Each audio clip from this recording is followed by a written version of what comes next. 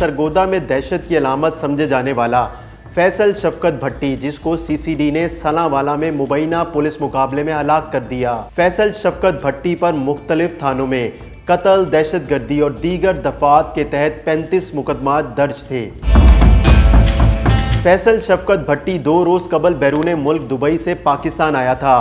जैसे ही फैसल शफकत इस्लामाबाद एयरपोर्ट पहुंचा तो सादा कपड़ों में मलबूस अफसरान और एहलकारों ने उसको पकड़ा और साथ ले गए। इस हवाले से फैसल शफकत के बेटे ने वीडियो बयान भी जारी किया और अपने वालिद के पकड़े जाने का बताया।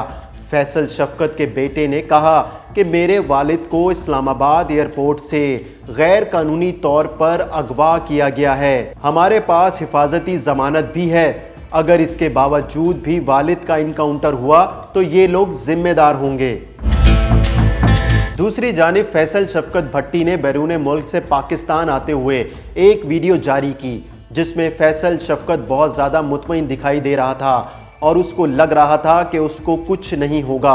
वीडियो में मुलजिम ने अपनी जान की हिफाजत के लिए वज़ीर आला पंजाब मरियम नवाज, आईजी पंजाब और एडिशनल आईजी सीसीडी से अपील की कि मुझे इंटरपोल या किसी और ने गिरफ्तार नहीं किया। मैं खुद पेश होने पाकिस्तान आ रहा हूं क्योंकि मेरी अपने मुखालफिन से सुलह हो गई है और मेरे साथ ज्यादती ना हो। लेकिन इसकी मौत का वक्त मुकर्रर था कि वो पाकिस्तान आएगा और फिर मुबैना पुलिस मुकाबले में मारा जाएगा। जराए का कहना है कि फैसल शफकत बैरून मुल्क दुबई बैठकर यहाँ लोगों के मुबैना कत्ल में मुलव्विस था। मुबैना मुकाबले में हलाक फैसल शफकत भट्टी इलाके में सियासी असर रसूख भी रखता था।